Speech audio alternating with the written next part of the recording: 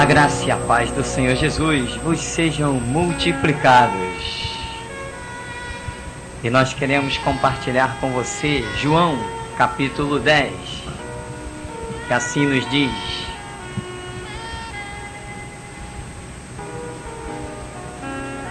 na verdade vos digo, que aquele que não entra pela porta no curral das ovelhas, mas sobe por outra parte, é ladrão e salteador.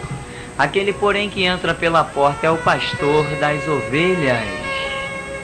A este o porteiro abre, e as ovelhas ouvem a sua voz, e chama pelo nome as suas ovelhas, e as traz para fora. E quando tira para fora as suas ovelhas, vai adiante delas, e as ovelhas o seguem, porque conhecem a sua voz. Mas de modo nenhum seguirão o estranho, antes fugirão dele, porque não conhecem a voz dos estranhos. Jesus disse-lhes esta parábola, mas eles não entenderam o que era que lhes dizia. Tornou, pois, Jesus a dizer-lhes: em verdade vos digo que eu sou a porta das ovelhas. Todos quantos vieram antes de mim são ladrões e salteadores, mas as ovelhas não os ouviram. Eu sou a porta. Se alguém entrar por mim, salvar-se-á, e entrará, e sairá, e achará pastagens. O ladrão não vem, senão a roubar, a matar e a destruir. Eu vim para que tenham vida e a tenham com abundância. Eu sou o bom pastor. O bom pastor dá a sua vida pelas ovelhas. Mas o mercenário e o que não é pastor, de quem não são as ovelhas, vê vir o lobo e deixa as ovelhas e foge. E o lobo as arrebata e dispersa. Ora, o mercenário foge porque é mercenário e não tem cuidado das ovelhas. Eu sou o bom pastor e conheço as minhas ovelhas, e das minhas sou conhecido. Palavras tremendas, gloriosas do Senhor Jesus, que dentre tantas maravilhas, tipificando tantas coisas, Jesus veio a este mundo pela porta, nasceu, a porta natural de entrada deste mundo. Jesus nasceu, mas o inimigo eterno das nossas almas, que já está vencido no nome, no sangue, na palavra de Cristo Jesus, este sem direito invadiu o planeta Terra, porque não teve um nascimento neste mundo, não teve. Portanto, não poderia ter adentrado na atmosfera terrestre. Mas invadiu e conseguiu perverter a muitos. Mas o versículo desta passagem de João, capítulo 10, que muito atenção me chama, consiste em que o Senhor Jesus diga: eu vim para que tenham vida, e vida em abundância. Ora, aí nós começamos a meditar, começamos a prescrutar, começamos a pesquisar, começamos a meditar profundamente nas Escrituras, na nossa vida, na nossa conduta, nos nossos passos, e vemos verdadeiramente na vida de muitos cristãos a mão gloriosa de Deus. Deus colocando o pão à mesa de servos seus que sequer salário possuem, porque quem depende de Deus tem as suas necessidades supridas. Isto é glorioso.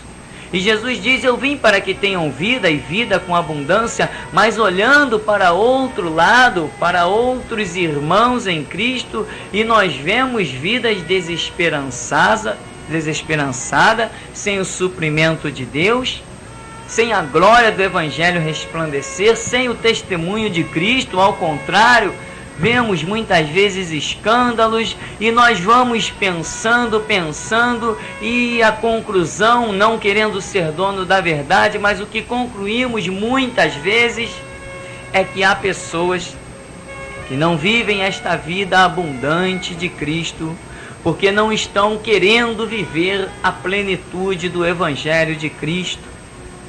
Muitos estão com a Bíblia, mas sem apostar o que mais precioso tiverem nesta palavra como sendo a palavra de Deus. Apostar a vida na palavra de Deus nos faz gerar vida, vida abundante, como diz o Senhor Jesus. Porque nós vemos uma vitória decretada e vemos o motivo desta vitória ser decretada em Apocalipse 12:11, quando o brado eterno é ecoado lá quando João contempla e diz: eles, pois, o venceram pelo sangue do Cordeiro, pela palavra do seu testemunho, e não amaram as suas vidas até a morte. Isto é viver um evangelho pleno. Importa servir a Deus mais do que aos homens. Isto é evangelho pleno. A tua imagem, ó Rei, não adoraremos. Pode nos jogar na fornalha, que ainda que o nosso Deus, que pode nos livrar, não nos queira livrar, todavia a tua imagem não adoraremos. Isto é viver evangelho pleno, palavra de Deus. Rei, cumpre a tua lei, pode me jogar na cova dos leões, mas eu não deixarei de orar ao meu Deus que me sustenta desde o ventre ou antes do ventre. Enfim, Rei, pode cumprir a lei. Estou pronto para entrar na cova, mas a palavra do meu Deus eu não negarei. Amados, o evangelho pleno nos traz resultados. Tem que trazer, porque Deus não é um mentiroso. Tem que trazer. O Evangelho de Cristo é uma matemática. A matemática é uma ciência exata. Você soma 2 mais 2 dá 4. Não tem jeito. Sempre que você somar 2 mais 2 dará 4.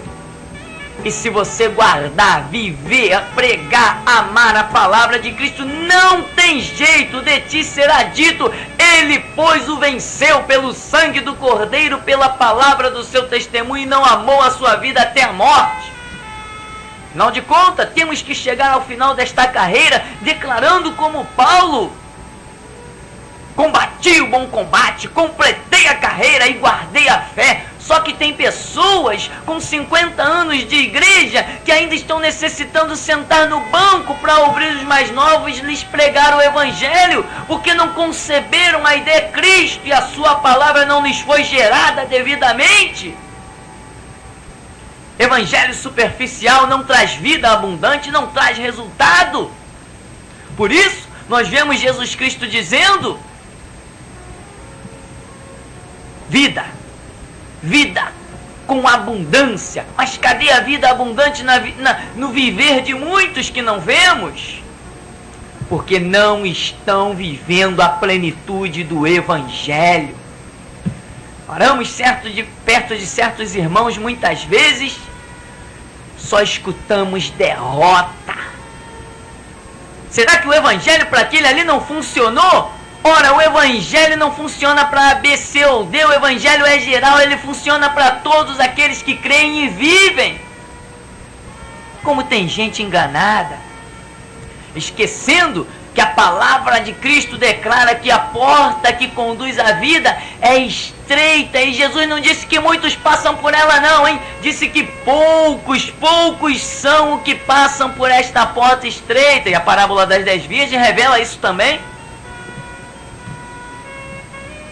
Amados, temos que alcançar esta vitória, temos que ser valentes, temos que fazer como diz o Salmo 123, para ti que habitas nos altos céus, eleva os meus olhos, como os olhos das servas atentam na mão das suas senhoras, e os olhos dos servos atentam nas mãos dos seus senhores, assim os nossos olhos estão postos em ti, até que tenhas misericórdia de nós, não desviaremos os nossos olhos de ti, até que tenhas misericórdia. Se eu tiver que morrer da fome, eu morro da fome, se Deus não me alimentar.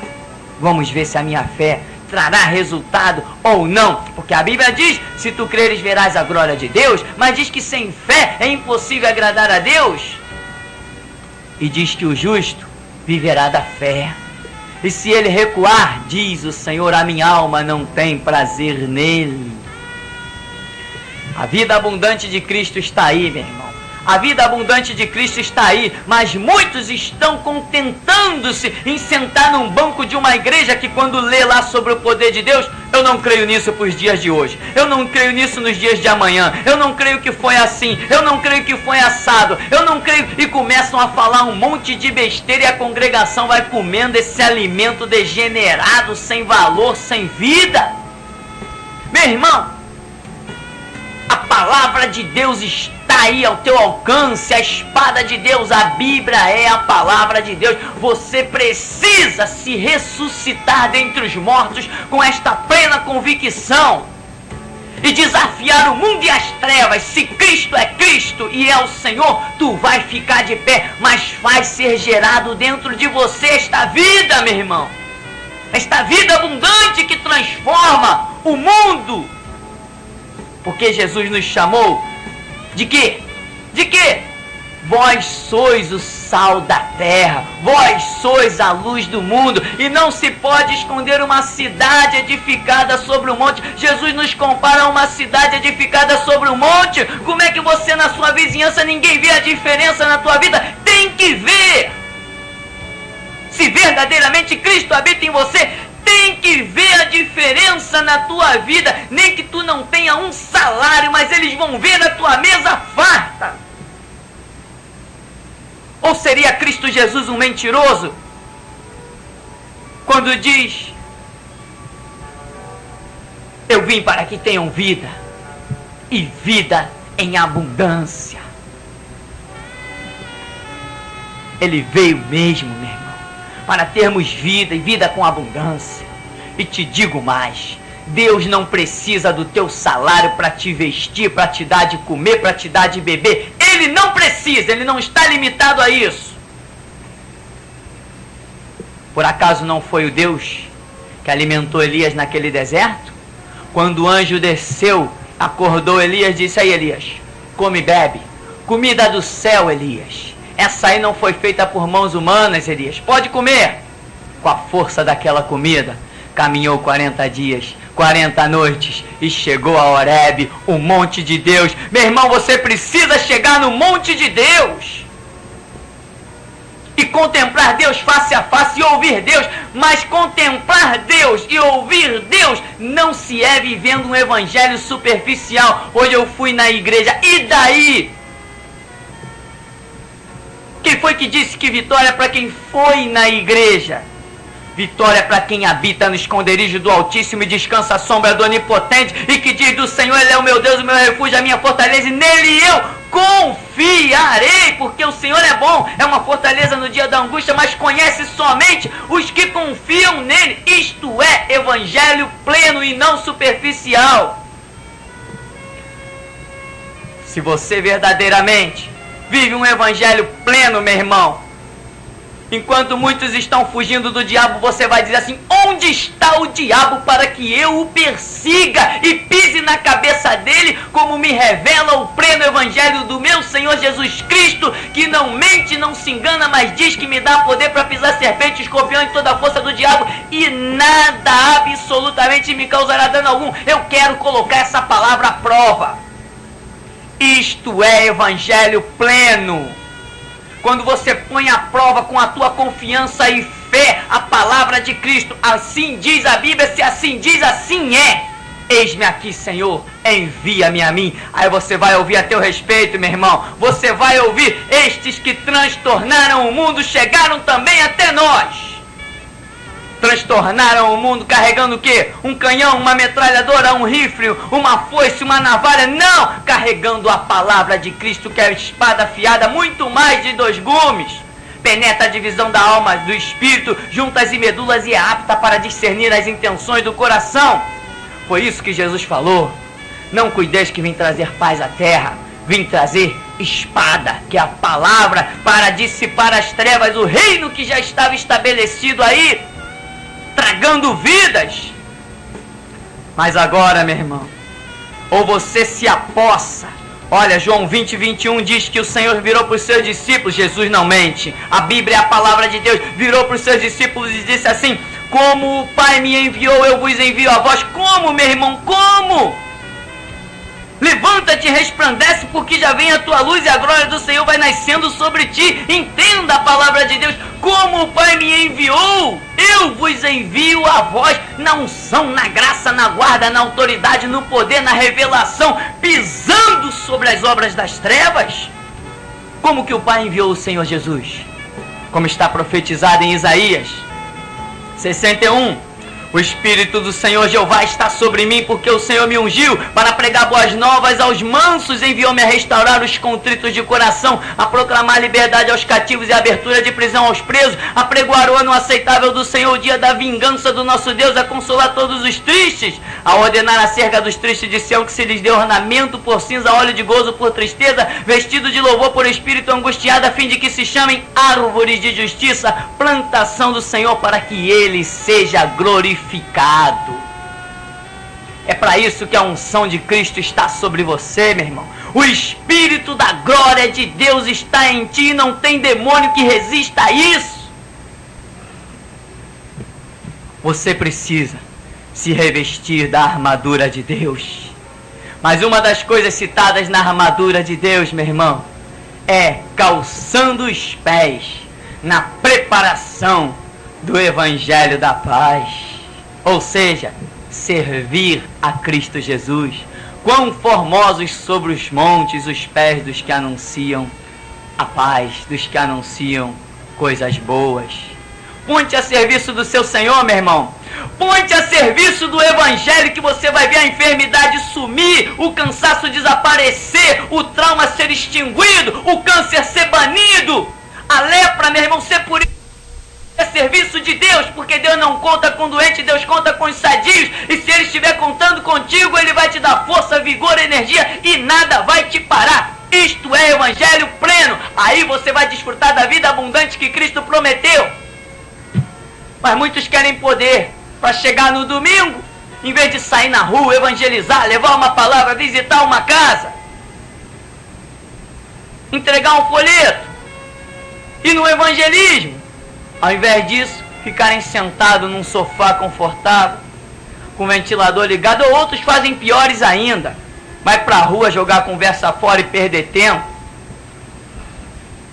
Sem evangelho pleno, meu irmão, sem viver o evangelho pleno, você não vai ter plenitude de Cristo na tua vida.